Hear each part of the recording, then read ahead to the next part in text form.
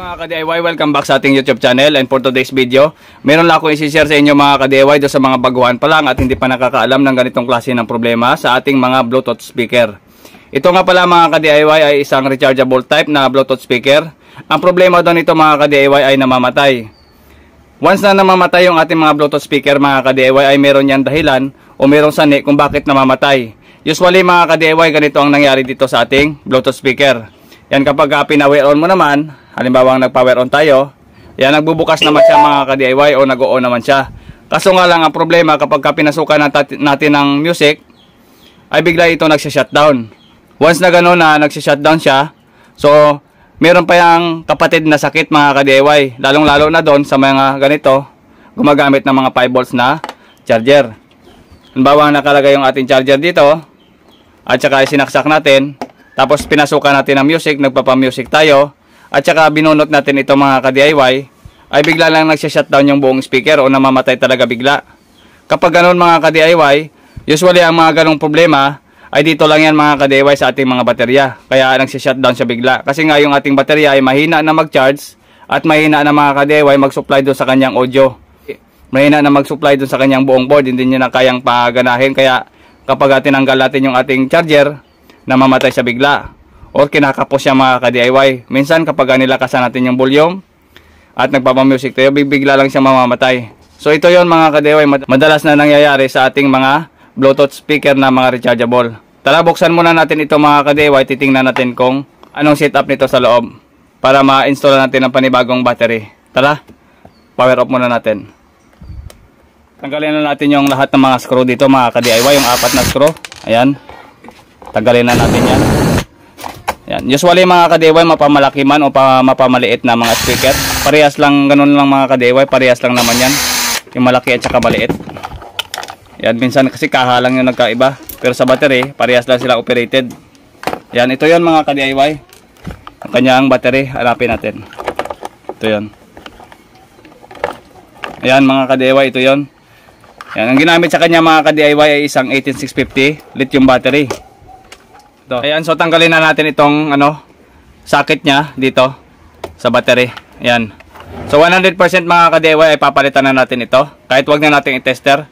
Basta't ganun ang nangyayari na mamatay, ito na yon. Ayan, kapag tinanggal natin yung charger, ay namamatay din siya mga ka-DIY. So 100% battery yung papalitan. Ito yung battery ko mga ka-DIY. Meron tayong brand new dito. Meron naman tayong mga use or mga gamit na. Pero ito mga ka-DIY ay na-charge ko na. Full charge na rin ito mga ka-DIY. Pwede na natin itong gamitin. Okay. So kuha tayo ng tester mga ka-DIY at iset natin ito sa DC. Ayan. So wala. DC lang tayo. Ayan, naka-DC tayo mga ka-DIY. Tester muna natin yung ating pampalit na battery. Doon muna tayo sa mga battery na use na ito. Use na yan eh. Ito. So tester natin mga ka-DIY dito. Negative and positive. So meron tayo nakuha mga ka-DIY na 4 volts. Ibig sabihin, mataas pa ang karga ng battery ito. So yun yung papalit natin mga ka-DIY ito. Pwede rin natin ipalit mga ka-DIY yung mga brand new na gaya nito. Pero sa setup na ito mga ka-DIY ay may dalawang klase ng setup sa ating battery. Sa may mga tools mga ka-DIY, pwede ko yung gumamit ng ganito. Spot welder sa ating mga battery. Ayan, so meron tayong tool para sa ating spot welder. Yan, ito yung gagamitin natin dito sa battery. Yan. Pero sa pagkakataong ito mga ka-DIY, isang tabi lang muna natin ito. Kasi gagawa tayo mga ka-DIY, yung pang DIY lang talaga na moves natin. Yung pang DIY lang natin sa bahay. Ang gagamitin natin mga ka-DIY ay isang soldering iron. Tapos ang gagamitin natin mga ka-DIY, isang flux. Yan yung flux na gagamitin natin mga ka-DIY. Tapos gagamit tayo ng ganito. Wire lang. Ganito. Yung bilog na wire. Yan. Ito yung gagamitin nating wire. Ayan. Tapos gagamitin tayo mga ka-DIY ng BMS. Ganito. O Battery Management System. BMS. O yung trabaho nito mag-protect sa ating battery. Para hindi masira o masunog yung ating battery o mag-overcharge. Ito yung magpo-protect. Kaya isa lang yung gagamitin natin. Isa lang. Kasi nga isang battery lang naman yung paglalagyan natin. Pero bago natin palitan ito mga ka-DIY, titingnan din natin yan kung mayroon siyang BMS dito sa loob. Bibiyakin muna natin yung battery ito. Tatabasin natin. Tapos titingnan natin kung gumamit siya ng BMS. Kapag wala, pwede naman mga ka-DIY na lagyan natin ng BMS para mas maganda yung pagkakagawa natin. Pero kapag meron ito, pwede namang gamitin. Tara, buksan muna natin itong isang battery ito. Okay, biyakin muna natin yung battery. Ito. Tingnan natin kung merong BMS to. Pero pagkakalam ko mga ka-DIY, gumagamit talaga ng BMS yung mga Bluetooth speaker. Yan.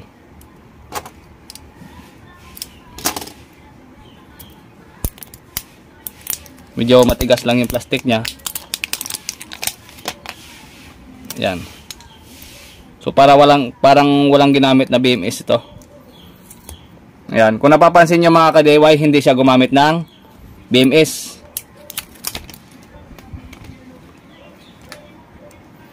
Yan. Kung napapansin nyo, walang BMS. Naka-rekta lang. Yan. Kung napapansin nyo, naka-rekta lang siya. Yan o. Yan, nakaspot lang siya dyan na nakarekta. Yan. So, walang ginamit na BMS. Madali talagang masira ang battery kapag ganun. Walang nagpo-protect sa kanya. Walang nagmamanage sa kanyang battery. Wala siyang ganito. Ayan. So, lalagyan natin yan mga ka-DIY. Tatanggalin natin yung wire na ito. Tapos, set up natin. Tanggalin na natin ito. Yan. Tapos, ito tanggalin na lang natin. Yan. Natapon na natin yan. Tapos, i-set up natin yung battery. Gagamitin natin itong wire. Ayan. So, set up ko lang. So, ito na mga ka-DIY, yung isang pirasong papalit natin. Ayan. Tapos, ito naman mga ka-DIY, yung kanyang insulator para sa ating battery. Ayan. Ilalagay lang natin sa itaas. Nabibili din ito mga ka-DIY sa online. Sa Shopee, marami nito. Sa itaas at saka sa ibaba, lagyan na lang natin. Kahit itong sa likuran mga ka-DIY, wag na nating lagyan. Pwede naman yung sa harapan lang doon sa may positive side. Kasi ito yung flat, ito yung negative. Yung may umbok na yon, yun ang positive. Ito yung positive, yung may umbok. Yan.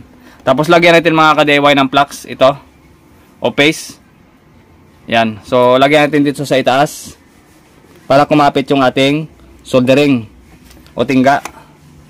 Yan, dyan na muna, doon sa likod, mamaya na. Tapos ito mga ka-DIY, yung gagamitin natin, yung wire. Yung bilog. Yan. Tapos sinanga natin sa itaas, lagyan natin ng soldering lead. Soldering lead mga ka-DIY, patungan natin dito sa itaas. Zoom lang natin. Yan. Hinang tayo. Yan, lagyan na natin. Kailangan mga ka-DIY yung ating ginagamit na soldering iron ay maganda din yung tunaw niya. Yung medyo mataas ang wattage ang gamitin nyo. Yan. Tapos lagyan natin mga ka-DIY ng ito, yung wire na bilog. Ayan, yung pinaka-brush niya. Ayan. So meron na siya. Ayan. Tapos dun sa likod, lagyan din natin mga ka-DIY. So ayan, pumapit na. Then, sa kabila naman mga ka-DIY, mag-set up naman tayo dun sa kabila. Konti lang niya lagay mga ka-DIY yung kanyang flux. Maliit lang, konting-konti lang ilagay nyo. Ayan.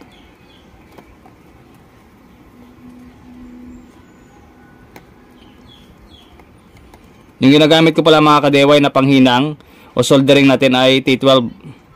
Yan, naka-unbox na rin ako nito mga ka-DIY, yung ating ginagamit na T12 o yung ating, ito mismo yung soldering natin. Ayan. So lagay lang natin yung wire dyan.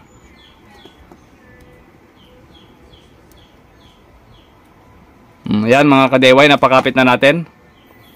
Ayan, so ito yung magiging setup nya. Ayan. So ganun lang mga ka-DIY. Tapos gagamit tayo ng BMS. Kuha ko ng BMS. Ito mga ka-DIY yung aking ilalagay na BMS. Ayun, so nahulog na yung isa. Ayun, nahulog. So ito yan mga ka-DIY yung setup na ating BMS.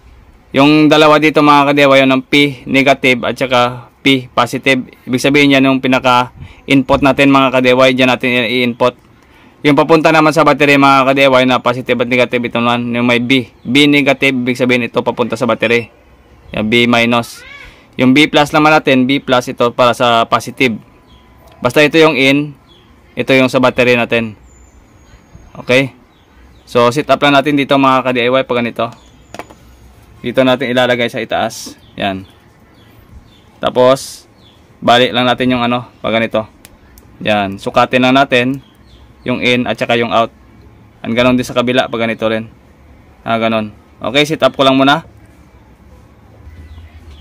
So ayan na mga ka-DIY, hindi pa natin nahinang. Yan, hindi pa natin na-solder. Yan. So B+ papunta sa positive nating battery at B- naman sa ating negative. Okay, ayan na. So hinangin lang natin mga ka-DIY.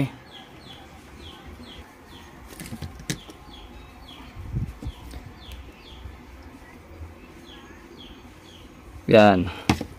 Tapos yung kabila dito naman. Yan. Pero mamaya mga ka-DIY, papalitan ko rin ito ng bagong battery. Ito lang ay pang ano lang naman ito. DIY lang natin sa bahay kapag ganito yung inyong wala kayong spot welder. Ito yung gagamitin nyo. O yun. So yun mga ka-DIY. Medyo marumay lang ang ating kamay. Yan. Yan. Tara, set up natin pati yung wire. Lagay lang natin dito yung wire. So wire na tayo. Dito na tayo sa wire. So yun. So positive sa positive. Ayan. Tapos yung kabila din naman negative. Ayan, para lang naglalaro mga ka-DIY. Ayan. So yun lang mga ka-DIY yung ating setup. Ganito lang. Yan, ready na natin itong salpak do sa battery. Sa ating speaker. Ayan. Okay. Ayan, balutan na lang natin mga ka-DIY ng tape dito. Ayan. Balutan natin ng tape para safe. Ayan. Cut lang natin. Ganon din sa kabila, balutan din natin. Dito.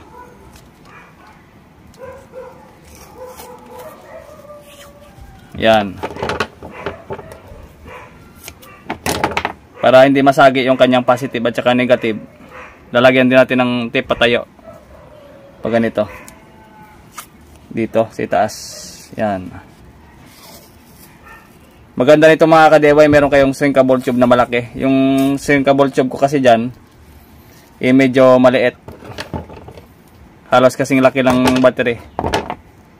Kaso nga lang, naipit dun sa ano, dito, sa itaas. Yun, ganun lang mga ka-DIY. Okay, salpak na natin dito. Try natin. Dito. Input natin. Tapos, power on natin, power on.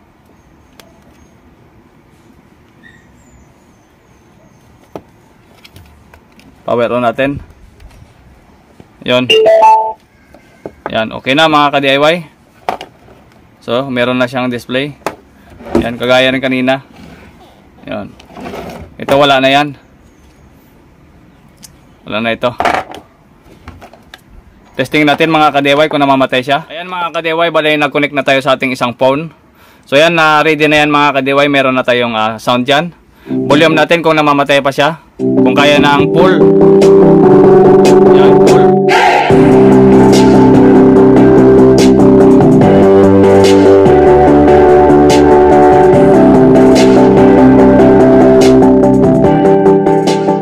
Ayan mga ka-DIY, kasi kanina sabi ng ano, namamatay talaga ito. Kaya yun nga, ang sakit niya yung battery lang. Yan, ngayon wala na. Okay na siya mga ka-DIY. Yan, pwede pa nating bagdagdagan ito ng battery mga ka-DIY, kaso nga lang, isa lang yung ilalagay natin. Mamaya papalitan ko pa yan kasi gagamit ako mamaya ng ano, spot welder. Ito, maglalagay ako ng brand new mamaya. Gagamitin ko itong isang spot welder natin. Papalitan ko pa itong bateryang ito kasi ito reuse. Kasi nga pang customer natin yan, lagyan natin yan ng bagong baterya mamaya. Ito. Ayan. So yung sinet up lang natin ngayon pang DIY lang. Okay, volume natin.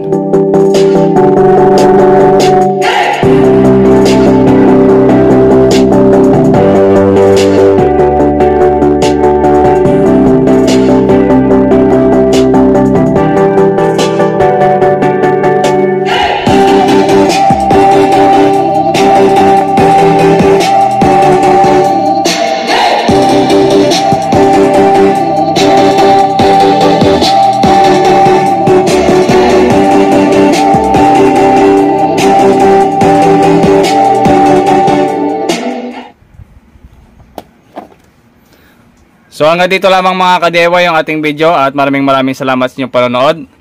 Again, GM Tutorial, pura basic repair. Hanggang dito lamang. Bye-bye. Paalam.